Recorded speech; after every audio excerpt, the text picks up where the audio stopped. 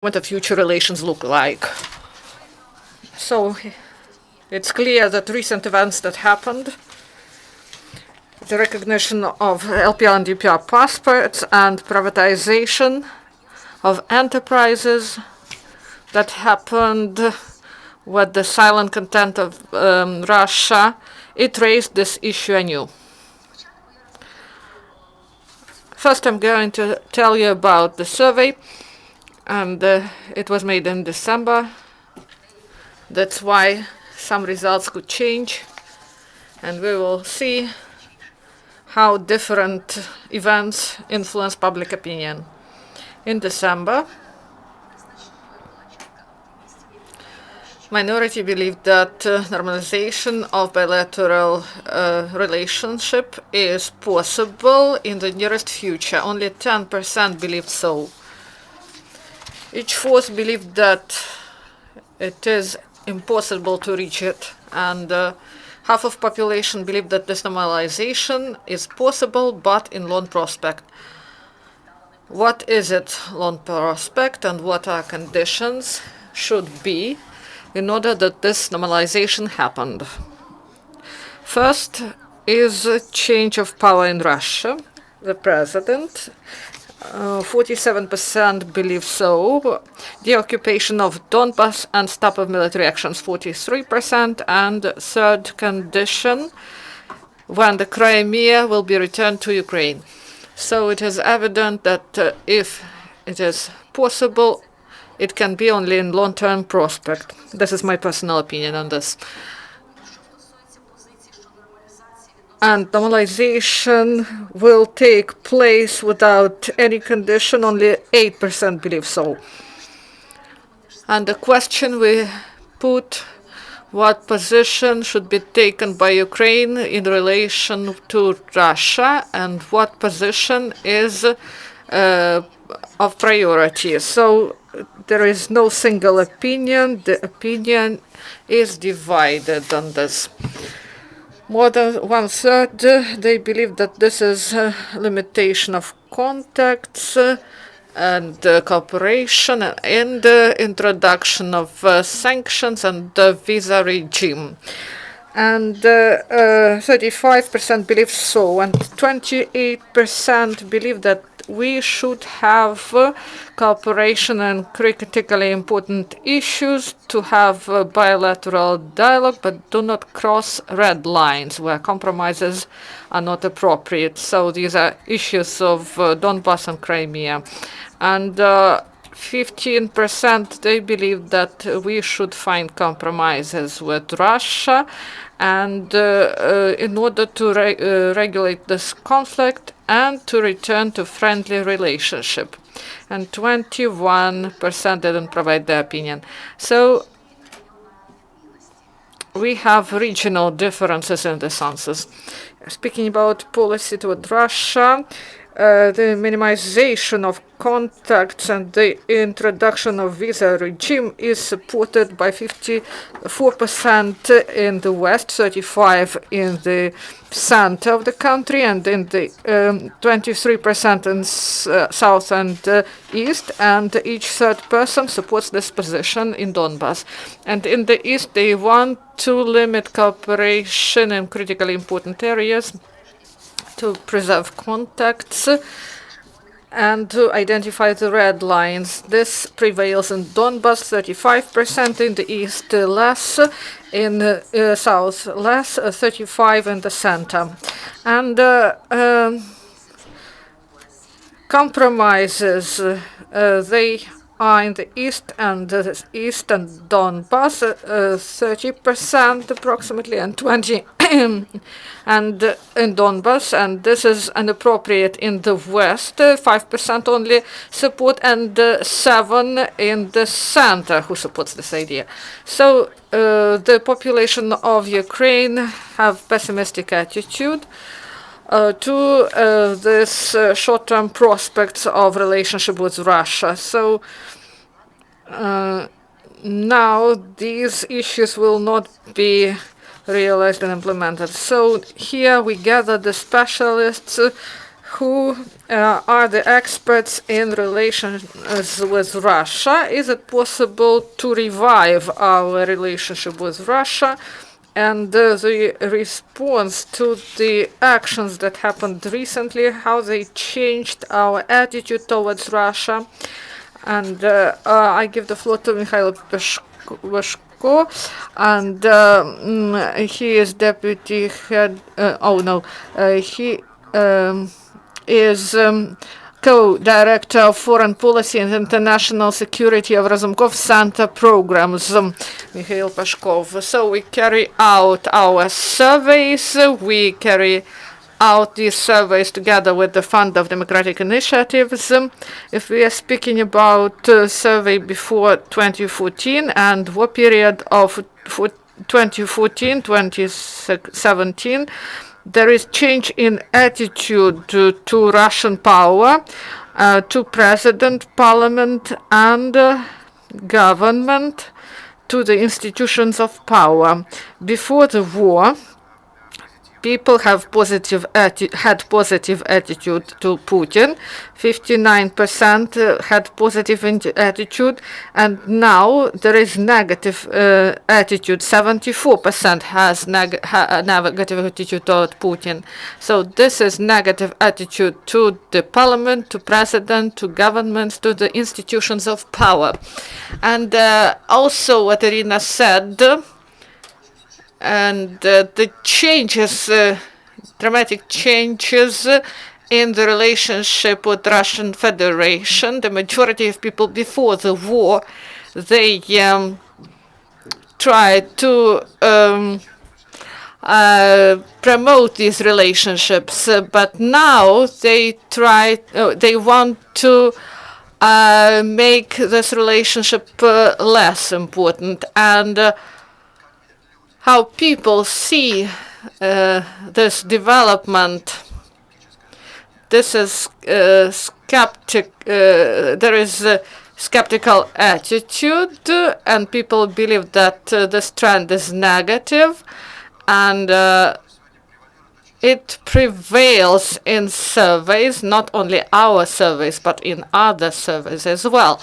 And also the majority of people, they say that there is a deterioration of relationship between the citizens of Russia and Ukraine, and this opinion is shared by half of those surveyed, about 59%. So this is a very important indicator of the situation and the relationship between the countries. I'm not a sociologist. This is my subjective view.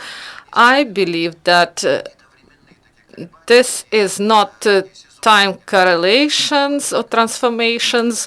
I believe this is in-depth changes in mentality, and in midterm, it will influence on the situation and attitude toward Russian Federation. And for several minutes, I would like to tell you about the prospects, about the fifth point for our discussion.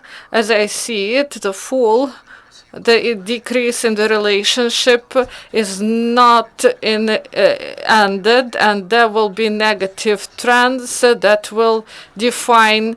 This is the fall in turnover that we see during recent years, 30% fall, and also war in trade war, the sanctions introduced, and this trend will continue, and also opposition in the energy sector. For a year we are living without Russian gas, and this trend will increase. Also limitations in different areas, and I would like to remind you that last year Ukraine stopped broadcasting of 78 Russian channels, and also limited the printed editions bringing in to Ukraine. So some limitations were also introduced Also information war that will be reinforced because of Euro-Atlantic integration of Ukraine. Then cyber war that I believe will be waged in the cyberspace by Russia, and cyber attacks against Ukrainian energy companies that were carried out recently. And at the end of last year, there was a massive attack on servers of Ukrzaliznytsia and State Treasury, the Ministry of Finance, and state company sites. So we should take this into account. And also the opposition and the degree of this opposition, it will shift to international courts. As of today, Ukraine filed several cases against Russia to the European Court of Human Rights, 5 from state and thousands of filed cases from citizens and also from enterprises to London courts and other institutions, Belbek and Sberbank and Privatbank. So we saw the start of hearings in the UNO court in The Hague, so this trend will continue. The expansion and the hybrid war of Russia, it only leaves the format of cold adversary relationship between the states. That's why for Ukraine it would be really important to have a midterm concept of relationship with Russian Federation to identify economic issues, scientific, cultural issues that are of priority in order that Ukrainian actors understand the rules. And because some questions are unresolved, whether we should introduce a visa regime, should we denounce the agreements. So I believe this is important, and Razumkov Center proposed twice midterm concept of relationship with Russia, where these parameters would be envisaged, how to live near this aggressor state. And we presented this draft document at conferences, and I believe that this is important for Ukraine, taking into account the situation that is now in our bilateral relationship.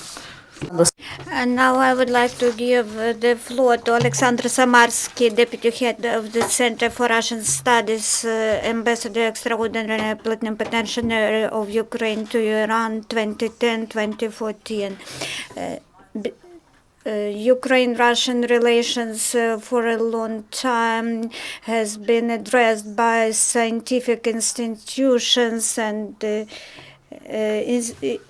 we have the Center for Russian Studies, which address Ukrainian-Russian relations. It has been in operation for 2 years. If we had this center before and we researched relations with Russia previously, maybe the relations would be better now. Such institutions in Ukraine, they were available, but they closed very fast because they were opposed again as concern our center.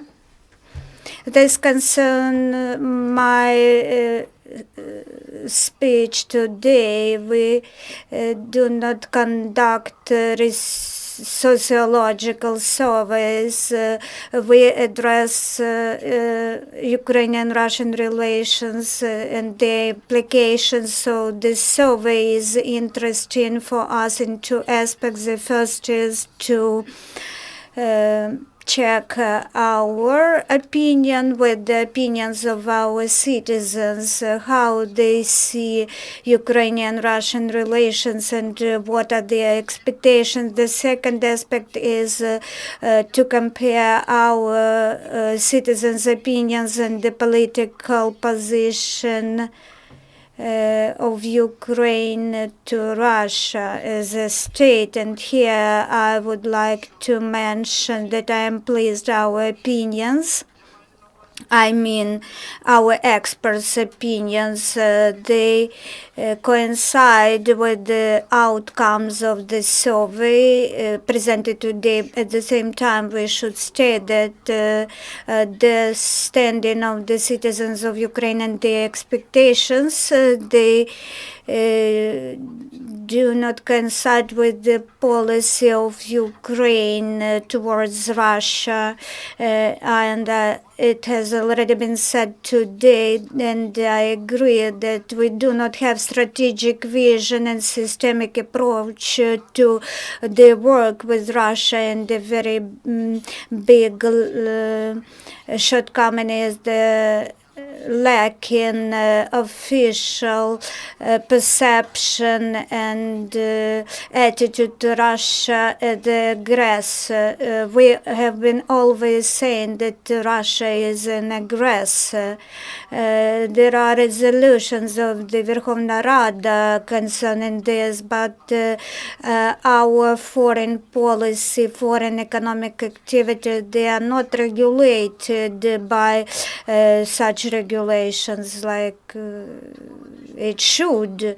And visa regime and diplomatic relations, they should be regulated by specific regulations. So in our opinion, this is a component of the hybrid war of Russia against Ukraine. This lack of definite policy helps Russia to widen their information war, ideological war against Ukraine. It should be very clear-cut definitions what we are doing and what for we take steps. We can't talk about any diplomatic relations. Diplomatic relations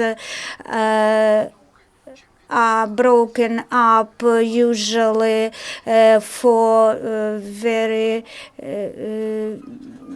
for much smaller reasons, for far smaller reasons than the open aggression against the country. So the hybrid war, the attack in different directions on Ukraine, it will continue, and the lack of visa regime helps Russia, but not Ukraine, in disinformation and hybrid war. Not saying about terrorist attack threat, if our while our frontiers are open, they can move any sabotage or espionage teams along Ukrainian frontier and inside Ukraine. So I would like to thank for this survey, and further I think civil society organizations should focus on the state policy of Ukraine towards Russia become appropriate to the needs of Ukraine as a state and the expectation of its citizens. Thank you. I would like to take the floor. Of course, you can. Thank you. What I would like to add, I would like to focus on problematic aspects such as Ukraine, in spite of the fall of pro-Russian moods and attitudes. There are very many people who believe in customs union and in Crimea to be separated from Ukraine. I would like to demonstrate and illustrate this with figures in our survey. You see the figure mentioned by Iryna, the 20%, 15% indeed, believe that we can agree to compromises with Russia as concerns Crimea and Donbass in order to fast settle the conflict and the eastern vector, those who are willing who continue to be willing to join the customs union, but the share of such citizens is from 13 to 15% in the country. In the south and east of Ukraine, we have more such citizens. Their share is higher. We checked the attitudes of our citizens, and 20% of people, they think that Crimea should not return to Ukraine. The regional gap will be higher in this aspect, you understand, but the pro-Russian vector in general, it has failed, and NATO and the EU vectors, they are supported more. And even in the south and east of Ukraine, the share of citizens supporting the EU and NATO increased, but the room for Russian propaganda remains in place. It is from 15 to 20%. And this is a problem because talking about the policy of our authorities,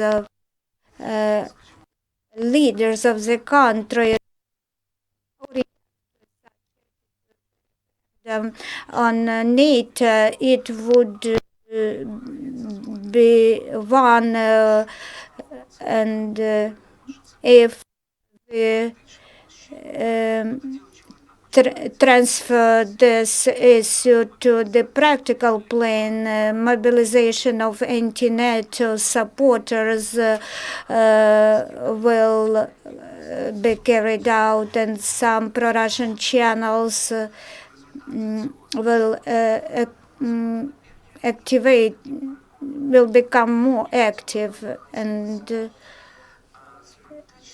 in practical terms, what format of policy should be. I would like to respond to my colleagues' speeches. I believe that when the Russian aggression started, when Russian army entered Ukraine, we could break up the relations, diplomatic relations with Russia, and launch visas and blockade Crimea and occupied territories in Donbass, but everything should be conducted in the right moment. When the annexation of Crimea happens, when the Ilovaisk battle happened, but when the stage is of prolonged conflict, which is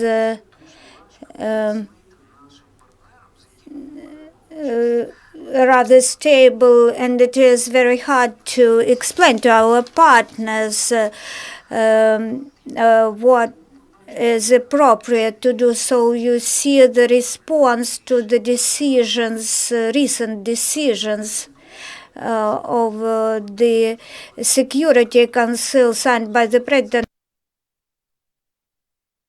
The blockade is not overall, because people can move from occupied territories to Ukraine. Some freedom of movement is available. People move here and there. But if our standing is correct, then our actions should be explained, and we should justify our steps. The logics of the Western countries is they do not want conflict and they are afraid of humanitarian disasters. So half-frozen conflict or frozen conflict is better for them than some steps that can destabilize and escalate the conflict. They will not look into the guilty party. They will not seek the guilty party. And if Ukraine initiate the blockade, the humanitarian situation will worsen. So in this sense, we will be watched over, and we will have to provide some justifications. So here are the objective barriers. As concerns the visa regime, Russian Federation citizens, they can't enter Ukraine without invitations. These invitations are to be demonstrated to the frontier guard at the frontier of Ukraine, and the restrictions are supported by 1/3 of Ukrainian population. 35%. This is a high figure, and this means the growth. But for not launching the visa regime, even more Ukrainians are for not launching the visa regime. We can launch it, but then the Russian Federation also launches a visa regime for Ukrainians. For Ukrainians, it is more patriotic standing not to go and to work to Russia. Our labor migration to Russia is rather abundant, and I agree with my colleague, we need more definite policy, and in this situation concerning the blockade, they were seen as a lack of clear-cut standing. The blockade may be introduced, but we should provide explanations and declare some statements that we are in principle opposes it. Then the authorities will be justified, their actions will be justified completely.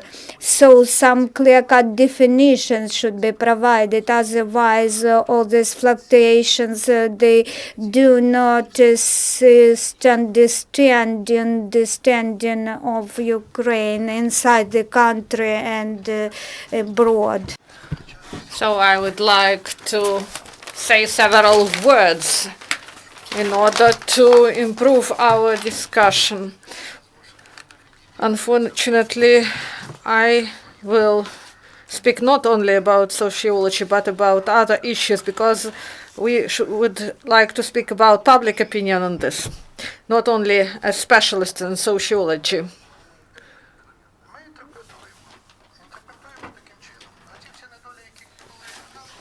So all those drawbacks, all those problems that were mentioned, they exist, and we should clearly understand that all this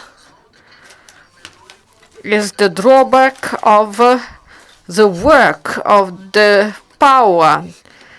It should introduce proper way of delivering information to people. Information Policy Ministry, they said that they will close some sites, but this is not their work. This is work of SBU. If site threatens security of Ukraine, this is task for SBU to close them. And the task of the Ministry of Information, they should provide some product. What we build in Ukraine, for what, where we are going to, how to develop our own Ukrainian dream, like they did it in America, American dream. I would like to remind the words of our comedian show participants. Мука, ще щось. So we have different ingredients, but if you lack eggs, you cannot make a cake. You need to have will and policy. And the West, they are ready to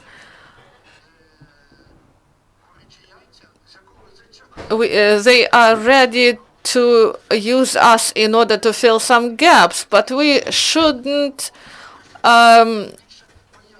do this. We should deliver information campaign to tell them what is going on in Ukraine. The same about visa regime. We say that people shouldn't go there because it is not patriotic, but to introduce visa regime is patriotic. If it would be introduced by Russia, it won't give negative attitude, because Russia, they need those people from Ukraine to come and work in their country. For one killed in the world practice, they break diplomatic relationship. They break relationship. If there is suspicion that people were killed or wounded with the use of weapons that was sold to illegal militants, so there are many grounds to break relations, diplomatic relations. The violations of ceasefire, the visit of Putin and Medvedev to Crimea. So with the prior notification that if it will be done, we will respond. We should defend our interests, not the interests of France or other countries' interests. And we shouldn't forget about it. We elected the president, the Supreme Council. They formed the cabinet of ministers not to defend the interest of France, Great Britain, or Germany, or Russia, but to defend our own interests. As we see, we have a lot to work on, and we should reach some consensus on this. We are not working for them. We are working in order to preserve the sanctions they introduced, and we believe that conditions they posed that were introduced into the Minsk agreement, we believe they are not fair, but there are many countries that do not want to continue with sanctions, and we shouldn't give them legal grounds to cancel the sanctions. So, briefly, I believe that Ukraine has several main tasks. First, the reinforcement of the defense sector. That is one of the most important tasks. Second, to maximally preserve and retain the level of support and solidarity at international arena. I would like to remind you that in 2014, General Assembly of the UN supported Ukraine 100 countries and 70 in the next year. So we have this trend. And the key moment is domestic reforms, fighting corruption. So these are the main aspects. And I agree with Oleksiy. Yes, the break of diplomatic relationship is possible, but we should take into account other aspects. Consular relationship. In the territory of Russia, more than 2 million of Ukrainians work, and they can become hostages in the situation. We should assess all pros and cons. And there are a lot of issues to be resolved. In 2013, 14 people crossed the border. In 2015, it dropped twice, but still these are 5 or 7 crossing of the border. And the last aspect I wanted to mention about the motives and the windows of opportunity. We had a number of opportunities to take some serious steps to counteract Russian aggression that would be supported by the West, and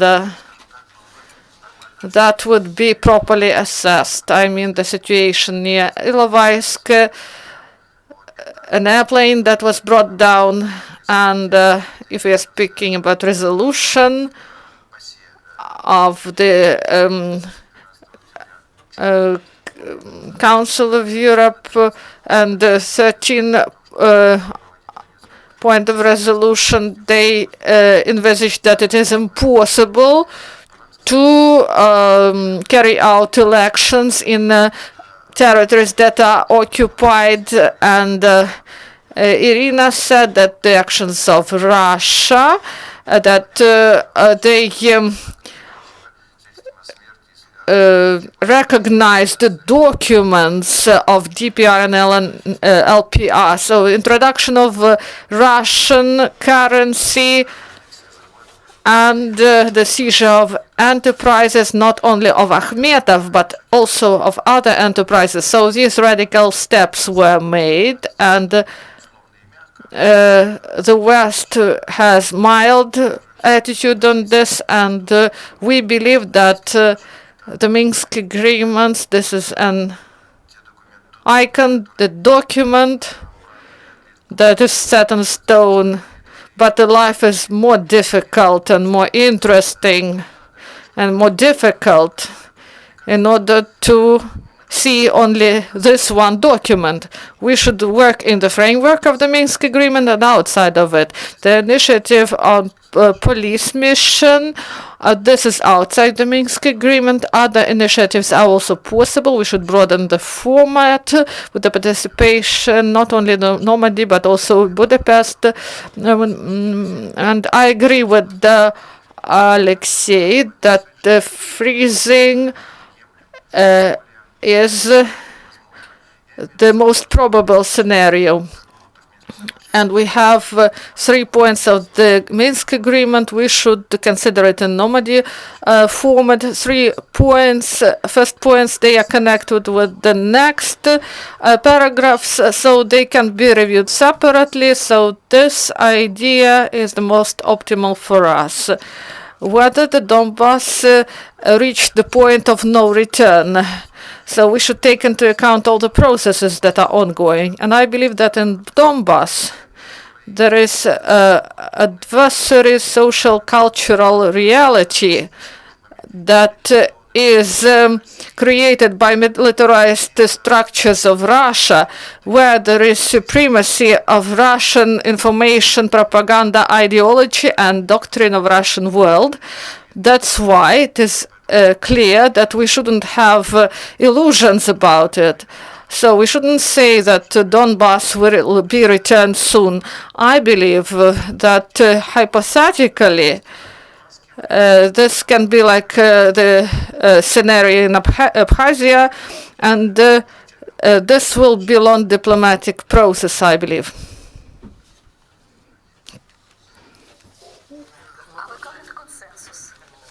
And you say consensus. This is a discussion. This is the reason why there is no overall comprehensive state policy. We discussed recently the problems of Donbass, and of course there were patriots of Ukraine, patriots of Donbass, those who fled Donbass, and they had different opinions on this. One of them said that they should put a wall to introduce a blockade. Garmash.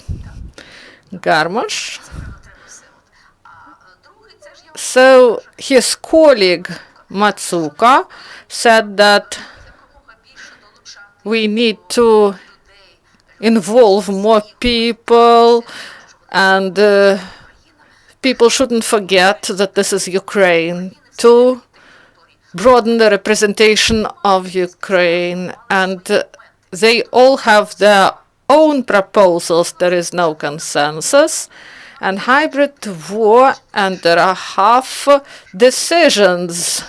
And I believe that this is forlorn, and there is no proper resolution. There are some extremes or different views. So we have difficult relationship with our enemy, who is much stronger militarily and economically. That's why we need solidarity with our Western partners in order to oppose this terrible force. So I would like to add, no one says that we should break diplomatic relationship today. Each step should be properly calculated. We should get prepared. We should work in this direction, especially providing information. And also, there shouldn't be a situation like we have. Today they are speaking about blockade, then we introduce full blockade. So this is not correct. It shouldn't be like this. We should have communication with international partners and civil society. And in the state, we do not have either of it. So about diplomatic and consular relationship, if you break diplomatic relationship, it doesn't mean that you break consular relationship. But Russia can respond in some way. We have experience of Georgia. So the situation develops differently, and the third country represents the interest of the state.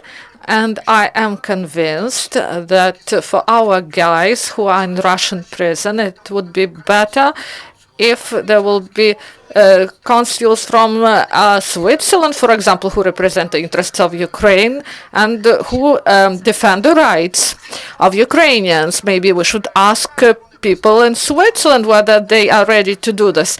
Yes, they work internationally. I just provided an example. And about the Minsk agreements, you said the first paragraphs of this agreement, and you know that there are notes to these agreements that were not published. Maybe there were some notes. Maybe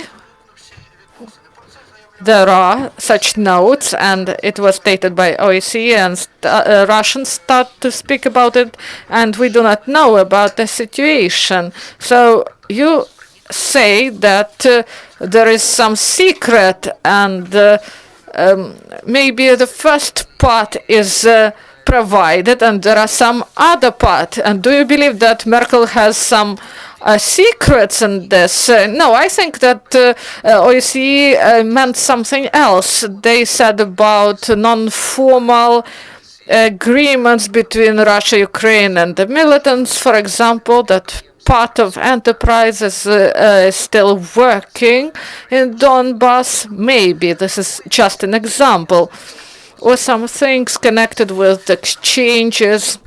And I'm deeply convinced that there is an agreement that limits the subversive activity both of Russians in Ukraine and Ukrainians in the occupied territories. Because if Russia wanted to carry out subversive activity, it would do it. I believe that there is some agreement, and I think that these agreements that are informal, that really can exist. Subversive activity deepened the split in society, and maybe would inspire some bad attitude towards Russia. And the articles of the Minsk agreement, it has its interpretation, what it means. So maybe we should find out information. So this is information from the foreign diplomats, and what is really there, it is difficult to say. I would like to add the last comment. Are there any questions among the audience? Because we have discussion between the experts themselves, but not answer the questions from the audience. Andrei Megel, the Institute of Liberalism, yesterday, the 1st of December group also declared their statement. And what about you? What will be your next steps if the state does not make steps? What should do civil society and other communities if the state does not take steps which are really in state competence? What our leaders should do in this situation. This is very clear steps. The first step is to finalize and adopt the law on occupied territories, which draft was submitted to the Verkhovna Rada last year, and the management of the Verkhovna Rada introduced the changes to it, but this is one of the steps, and is it based on this was the group of members of parliament, about 3 members of parliament submitted this draft version, but it should be improved. I know that Narodny Front faction is working on it to amend it. The second aspect, the second step, we have been terrified for a long time with this Marshall status. with the launch Military status of military state in the country.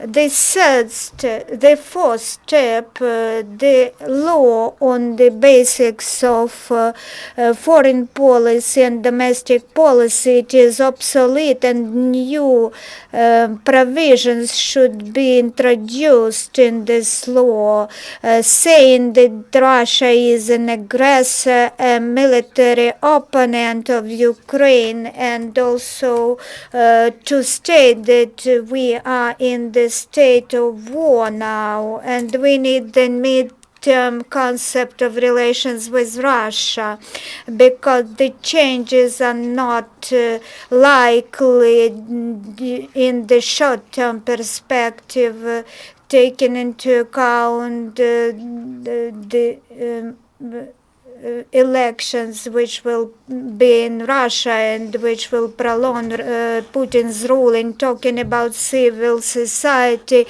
the proposals are, for example, some analytical centers of Ukraine. And they issued a memorandum on the red lines not to be crossed by the Ukrainian authorities in the Minsk process. And about 8 centers took part in this, and we also took part in this declaration. And the statement says what the state, the power cannot do. Such statements, such documents, they provide the reasons for the president to say that I want to do something, but I can't cross the red lines because civil society doesn't want me to cross these red lines. And clear-cut definitions, they are also in need. I don't want to support the line of the president, but pro and contra the blockade, they have their pluses and minuses, their strengths and weaknesses, but they are uncontrolled, forced actions. This gives dramatic pretext reasons to Russia that Ukraine is a failed state and it can't control the situation, and then any step of our power will demonstrate its weakness. If it doesn't respond, it would mean it is weak, and if the power respond anyway, it will be the step to destabilization. So in this situation, the power should respond very definitely in a clear-cut manner, but at the same time we should not follow some ultra-radical slogans. Our discussion proves that the foreign policy may not exist without domestic, strong, sound domestic policy. If we do not launch reforms such as judicial reform, and I'm tired to respond to the questions why nobody is in jail for the crimes of corruption. So in this position of armed people who are not organized but they stand for the blockade, why the population is more on their side, because the population means that here the law enforcement bodies are used against the people because they are not applied, their force is not applied appropriately. This means that there's impunity of corruption, impunity of the criminals. The law enforcement officers, they against the people, but not against the corruption. If we do not carry out so needed domestic reforms inside the country, this threat of destabilization will continue because we have a lot of armory, a lot of ammunition in hands of population, and if we want to the people to be confident and to trust in the government, and we need to provide appropriate domestic policy. We need this confidence and implementation of domestic reforms. This is maybe a complicated line of my thoughts, but it is like that. We have 10 minutes left, so do you have any questions, please? You're welcome.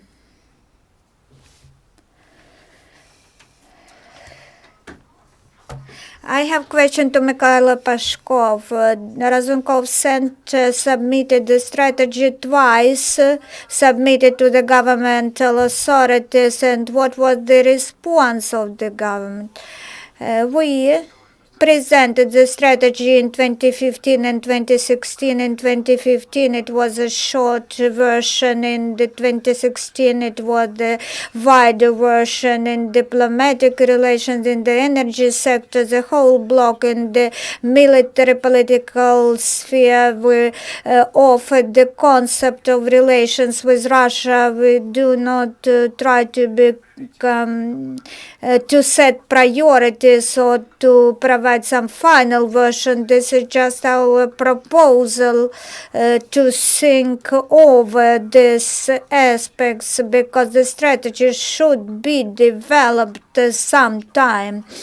I think that there was some response in expert community, but the situation was the priorities, the urgent priorities differ those days. We think only about short-term issues because they are very sore.